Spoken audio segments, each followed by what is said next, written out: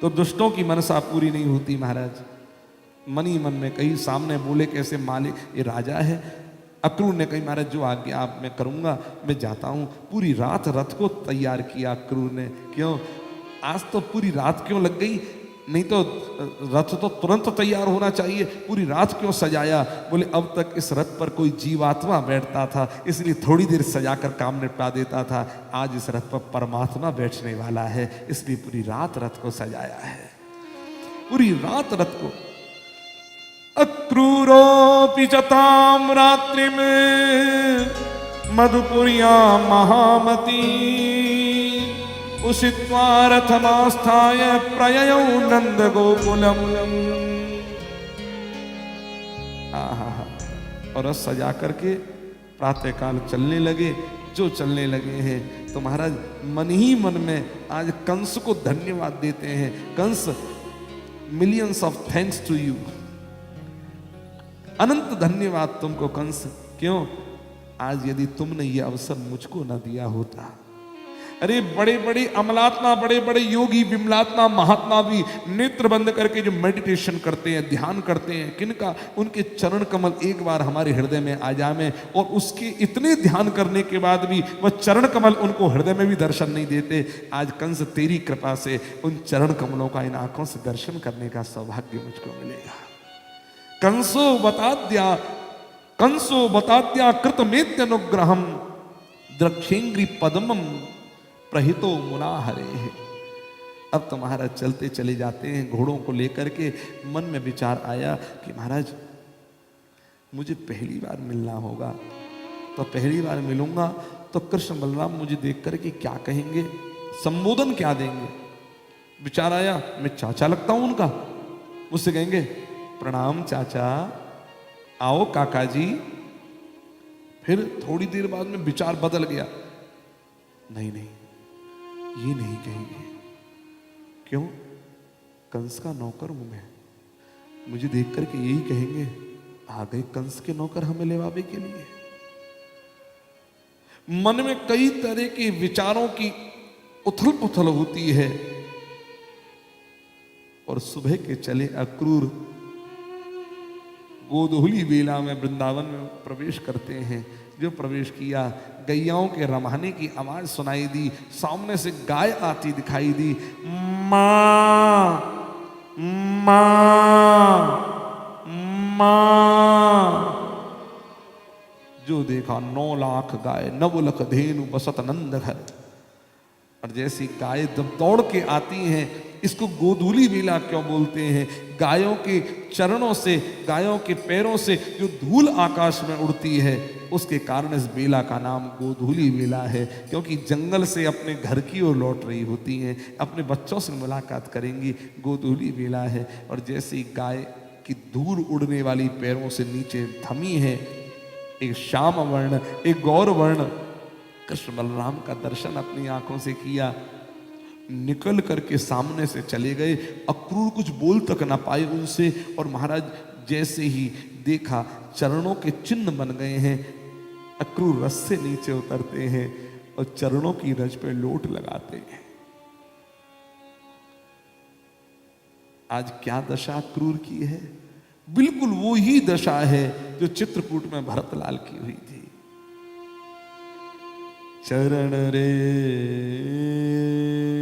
रज आँखिन लाई, चरण रेख रज आँखिन लाई। बनहि न कहत प्रीति अधिकाई, बनहि न कहत प्रीति अधिकाई। और महाराज आंखों से झरझर आंसू जो गिर रहे थे, तो रज भी गाल पर छप गई थी। आज भी तटिया स्थान वाले संप्रदाय के आप कभी भक्तों से मिलो, रसिक जनों से मिलो, तो पूरे ये गाल की कौन कहे, उनके तो पूरे शरीर पर ही ब्रज की माटी लगी रहती है, रज लगी रहती है। ये ब्रज की रज है क्या? ब्रज की रज की विशेषता बता दे क्या है? ब्रज की रज की विशेषता ये है कि ब्रज की रज को उठा करके कभी माइक्रोस्कोप पे सूक्ष्मदर्शी पर रख करके आप देखना तो एक कण काला और एक कण सफेद, एक कण काला एक कण सफेद, ये आपको कपल दिखाई देगा, आपको जोड़े से दिखाई देगा। भैया ये क्या है काला और क्या है सफेद? बोले एक ही बात संत कहते हैं, बोले गौर वर्ण की श्री किशोरी जी राधा रानी है और श्याम वर्ण के श्री कृष्ण है। दोनों का युगल शरीर ही श्री धाम वृंदावन है, ब्रजमंडल है। उस पर लोट लगाई है और महाराज चलते चले गए। कृष्ण बलराम गैयाओं को बांध रहे हैं, अक्रूर इनको निहारते हैं। जैसे गौशाला से बाहर निकले कृष्ण बलराम, अक्रूर ने चरणों में प्रणाम करी है। तुम्हारा काका कृष्ण बलराम अक्रूर तुमको प्रणाम करता है आज। भगवान बोले अरे काका उठो उठो उठो उठो उठो, उठाए। दोनों भैया ने प्रणाम करी चरणन में। अरे काका उल्टी गंगा बहाओ, भतीजे प्रणाम करते हैं अपने चाचा को कि चाचा प्रणाम करे भतीजे को। बस ऐसो मत करियो महाराज, नहीं घोर कलयुग आ जाएगा। दोनों को मुख देखे। मथुरा से आए हो? हाँ। चलो घर चलो, फिर बाहर बाहर काई को मिलो। लेकर हाथ पकड़ करके आए, आवाज लगाई मैया मैया देख कौन आया। चौकाते निकल करके यशोदा बाहर, जो देखो अक्रूर चरणों प्रणाम करी, भाभी प्रणाम। अरे लाला जी बड़े दिनन के बाद आप आए, कैसे आना हुआ? कुछ कहें उतनी देर में नंद बाबा आए गए, इनकी चरणों में प्रणाम करी है। नंद बाबा ने कही अक्रूर राजी खुशी बने रहो। भैया एक बात तुमसे हमारी शिकायत है। बोले क्या? 11.5 साल को कन्हैया है गए, 11.5 साल को, बस एक युग बीतने में 6 महीना ही रह गए। 12 साल को एक युग हुआ, लेकिन तुम आज तक कन्हैया के जन्म से लेकर अब तक नहीं आए। क्यों भैया नहीं आए ये बताओ? नहीं गलती हो गई, चलो कोई बात नहीं, छाती लग जाओ, देर से आए तो सही। और तुम्हारे भतीजा ही तुम्हें यहाँ पे लेकर आए, सोचो। हाँ हाँ बड़े भैया ठीक बात। अच्छा कैसे अचानक आना हुआ? कोई समाचार पत्र नहीं? कैसे? अक्रूर कुछ बोल पाते उससे पहले भगवान ने तुरंत बीच में बात को काटा। अक्रूर कहते हैं बात ऐसी है। अरे अरे रुक जाओ काका, बाबा कोई व्यक्ति आया नहीं, उससे तुम कैसे आना हुआ? क्या हुआ? जाकर के भोजन करो। काका थके आ रहे, मथुरा से आए हैं, स्नान करने दो। हाँ हाँ भैया ये अब तुम्हारे भतीजा समझाएंगे हमें कैसे करना। जाओ इन भतीजन के साथ ही आनंद लो, हम तो चौका में जा रहे हैं, तुम्हारी प्रतीक्षा कर रहे हैं, आ जाइयो। जी भैया। चौका में गए नंद बाबा, लेकर के कृष्ण बलराम अपने काका क्रूर को स्नान अपने हाथों से कराया, वस्त्र पहनाया। चौका में पहले पलंग पर लेट लिए, फिर क्यों? शरण दाबेंगे आपके, थक गए होंगे, पैर में दर्द हो जावे ना, हमारे भी पैर में दर्द हो गए तो मैया दबावे। अब आपके भी पैर में दर्द हो रहा होगा, हम दबाएंगे। एक चरण कृष्ण ने अपनी गोद में रखा, एक चरण बलराम ने अपनी गोद में रखा, दोनों भैया मिलके चरण दाबते हैं। आज अक्रूर बस झरझर झरझर आंसू गिरे आंखों पे। अक्रूर मन में आज सोचते हैं कि लक्ष्मी ये वैकुंठाधिपति है, वैकुंठ का मालिक है। लक्ष्मी वैकुंठ में जिनके अपने हाथों से चरण दावे, आज वो कृष्ण मेरे चरण दाव रहे हैं। कौन सा पुण्य कौन सा भाग्य लेकर अक्रूर आज तू आयो है, तेरे जीवन को अनंत पुण्य आज उदय है गयो है। रोते हुए अक्रूर से भगवान कृष्ण ने पूछी, एक बात बताओ, बाबा कह रहे अब तक नहीं आए, अचानक आए, कैसे आना हुआ ये तो बताओ। अक्रूर कुछ कह पाते, अक्रूर तुरंत बोल पड़े कि इनसे छिपाना ठीक नहीं है, तो सच बात बोल डाली। बोले क्या? बोले कृष्ण तुम्हारे मामा कंस ने हमको यहाँ पर भेजो है, तुम्हें लिवावे के लिए भेजो है, और वाकई धनुष्य की को मेला किया वहां पर, लेकिन वह पापी के मन में तुम्हें मारवे की भावना है। भगवान मनी मन में विचार करके अब बोलते हैं कि काका तेरा मन बहुत साफ है, मालिक की बात जो सीक्रेट होती है उसको नौकर को छिपा के रखना चाहिए, बोलना नहीं चाहिए। लेकिन आज तेने सारी बात बोल डाली है और हमारे मामा ने हमें बुलाया है, हम जरूर जाएंगे। दोनों भैया पलंग ते कूदे। बाबा नंद बाबा बैठे हुए चौका में, एक इस गोद में एक इस गोद में, साग रायता रखा हुआ थाली में, उसको लेकर के महाराज दाढ़ी पे लगावे। बाबा बाबा, अरे बड़ी खुशी की बात है बाबा, बहुत खुशी की बात। नंद बाबू बोले क्या बात है? अरे बाबा तो ना मालूम, मेला मेला मेला देखो मेला। बाबा अक्रूर काका काई को आए हैं? बोले क्यों? मथुरा में धनुष यज्ञ को मेला है गए, बहुत बड़ा मेला है रहे हो और हमारे मामा ने हमें निमंत्रण दिया, बुलाया है।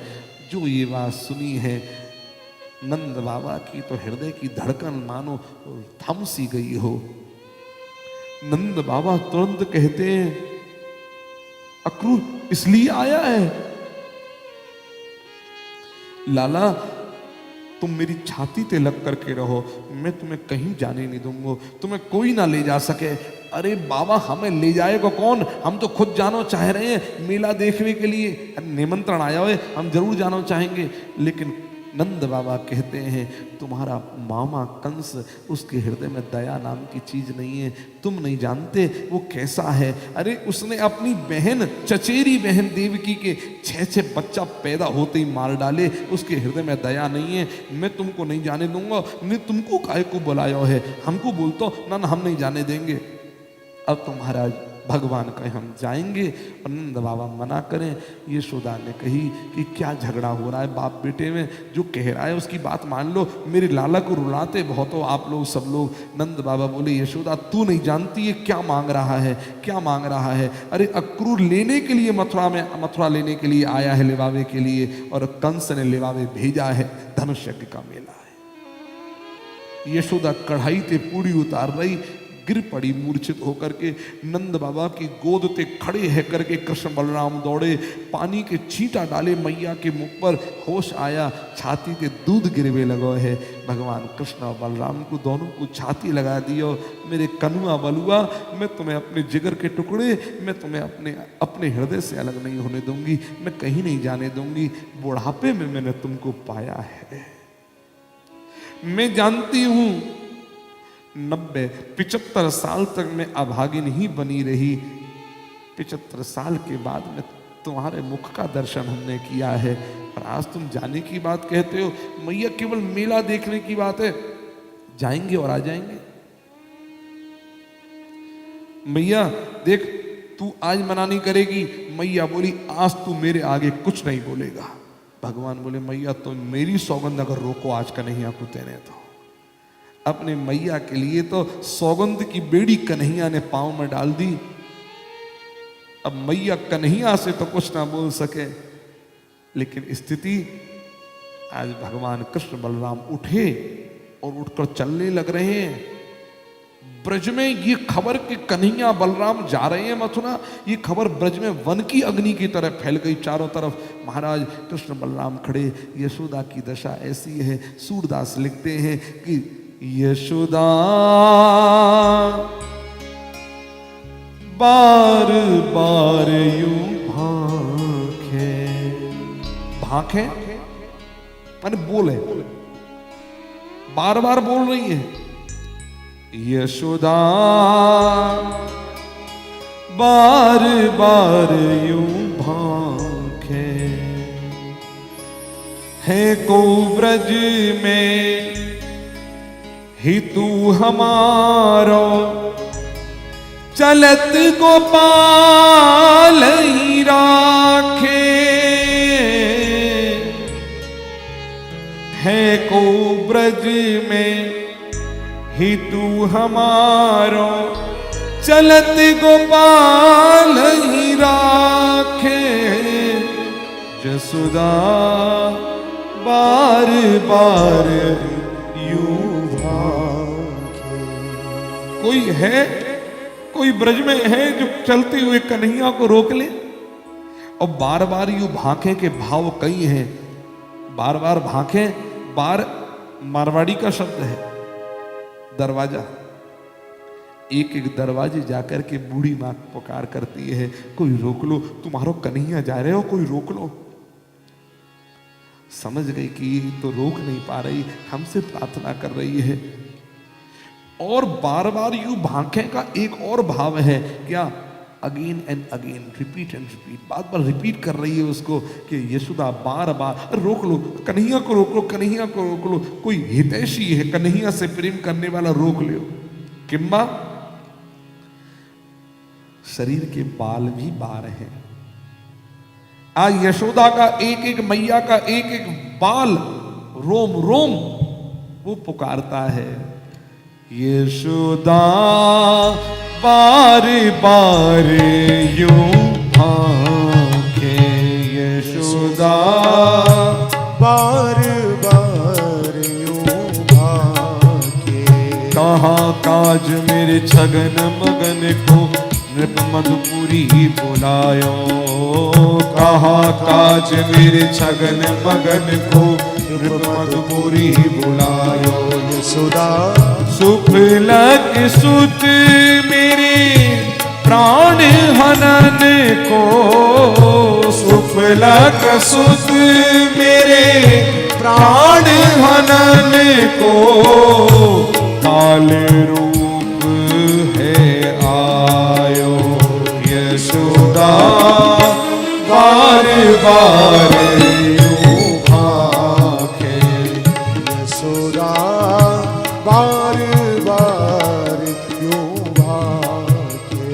पर ये गोधन हरे हमारो, पर ये गोधन हरे हमारो, मोहि बंदी ग्रह मिले, पर ये गोधन हरे हमारो, मोहि बंदी ग्रह मिले। इतनो ही सुख छगन मगन मेरे अखियन आगे खिले, इतनो ही सुख छगन मगन मेरे अखियन आगे खिले, यशोदा बार बार यूं भांखे, यशोदा बार बार यूं भांखे। एक बच्चे के लिए मां क्या कर सकती है, सब कुछ। बात जब अपने बच्चे पर आए उसके लिए कहती है, कहा काज मेरे छगन मगन को नृप मधुपुरी बुलायो। मुझे तो ऐसा लग रहा है कि बुलावा नहीं है, ये मेरे बच्चों का काल है। सुफलक सुत मेरे प्राण, सुफलक सुत मेरे प्राण हनन को, काल रूप है आयो, सुफलक मेरे प्राण हनन को, काल रूप। यशोदा, यशोदा कह रही है, मेरे गौ धन हमारे पास ब्रजवासियों में सबसे बड़ा एक गाय है। कंस चाहे तो मेरे गायों का धन ले ले, यानी कि गाय ले जाए, पर ये गोधन हरे हमारो, और इस पर भी कंस को अगर संतुष्टि ना मिले तो मुझे बंदी गृह में डाल दे। पर ये गोधन हरे हमारो, मोहि बंदी गृह मिले, पर ये गोधन हरे। लेकिन मैं एक ही चीज, मेरे कान्हा और बलराम, सुफलक अरे इतनो ही सुख छगन मगन मेरे अखियन आगे खिले, सुफलक इतनो ही सुख, अरे छगन मगन मेरे अखियन आगे खिले, यशोदा बार बार यूं भांखे, यशोदा बार बार यूं भांखे। भगवान आज विचार करते हैं, जाना है, लेकिन जाने से पहले श्री किशोरी जी से मिलकर के जाना है। किशोरी जी से भेंट हो रही है। निवृत्त निकुंज लीला है ये, यहाँ पर किशोरी जी और कृष्ण के अलावा तीसरा कोई नहीं, अष्ट सखियों का प्रवेश नहीं, और तो कहां तक कहें। हृदय लगे मूर्छित हुई राधा, राधा ने अर्ध स्वप्न देखा है।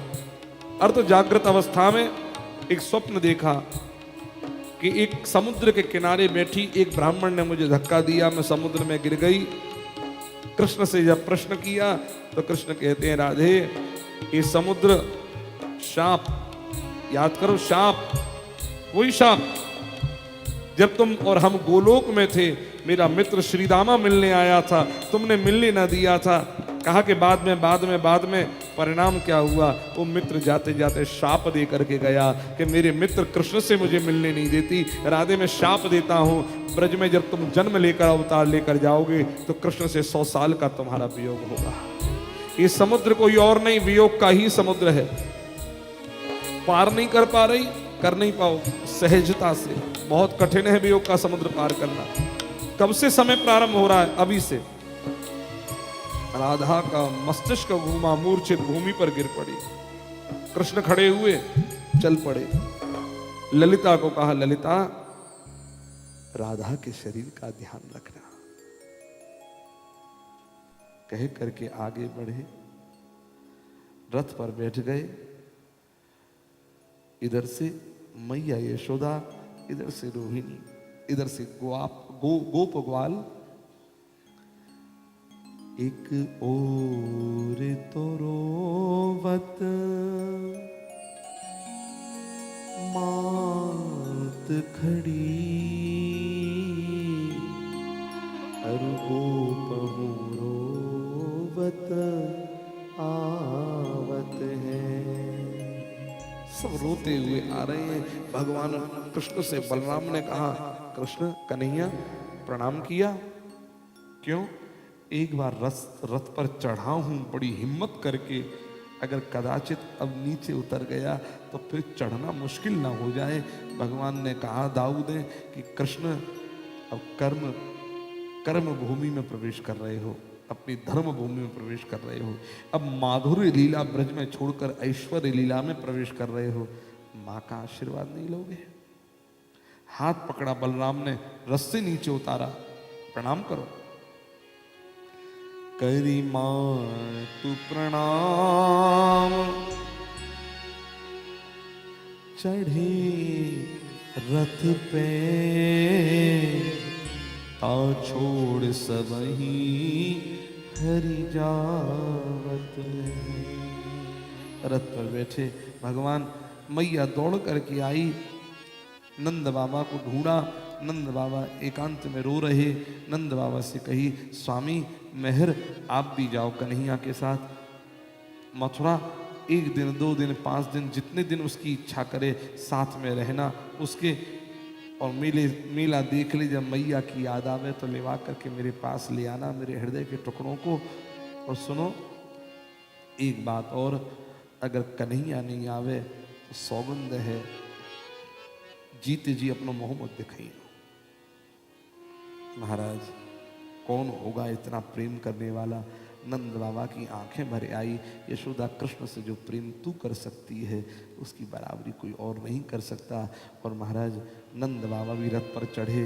गोप ग्वाल बोले मैया हम भी जाएं, बोले तुम भी जाओ, जब कन्हैया आई नहीं यहाँ पर तो तुम्हारा कहा काम। सखा भी रथ पर चढ़ गए।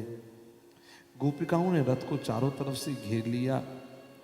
अक्रूर को कहती हैं अरे अक्रूर किसने तेरा नाम अक्रूर रख दिया, तू तो महाक्रूर है।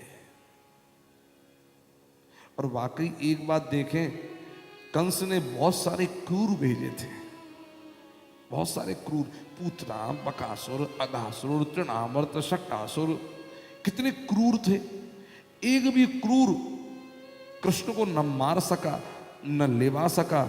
जब क्रूर सारे के सारे खत्म है रहे हैं तो कंस ने विचार किया, बोले क्रूरम ते काम नहीं बनेगा, बोले ठाकुर को लाने के लिए तो अक्रूर ही भेजना पड़ेगा। यानी कि जिसके हृदय में क्रूरता नहीं है ऐसा हृदय ही भगवान को प्राप्त कर सकता है। जिसके हृदय में क्रूरता है वो भगवान को कभी प्राप्त नहीं कर सकता। भगवान से पूछा कब आओगे? भगवान ने कहा आयास्य इति दौत्य कही, अब मैं नहीं आऊँगा, मेरा दूत आएगा। जब ये बात कही तो गोपिकाओं ने कहा तो रथ हमारे ऊपर से निकल जाएगा। तुम कहते हो तुम नहीं आओगे तो ये याद रखो रथ ले जाना है ले जाओ, हम नीचे लेट रही हैं। भगवान ने गोपिकाओं से कहा हाथ जोड़ करके, आज तक तुम मेरी बाधा कभी नहीं बनी हो, आज मेरे कर्म क्षेत्र में बाधा कैसे बन सकती है? ये तुम्हारा कृष्ण तुम्हारे आगे हाथ जोड़ता है। देखो, जिस उद्देश्य से मैं जा रहा हूं उस उद्देश्य की पूर्ति के लिए अभी जाना आवश्यक है, लेकिन कृष्ण तुम्हारा ऋणी जीवन भर बना रहेगा। मैं ऐश्वर्य लीला में प्रवेश करने के लिए ऐश्वर्य से जा रहा हूं, माधुर्य भाव से मैं वृंदावन में ही विराजमान रहूंगा। चले भगवान, गोपिकाएं हट गई हैं। जैसे ही हटी, एक गोपी तो दौड़ करके, नई नवीली, अभी 2 दिन ब्याह को हुए थे, वो निकल करके आई, दौड़ने लगी रथ के पीछे। उसकी एक सहेली ने हाथ पकड़ा, ये तू क्या कर रही है?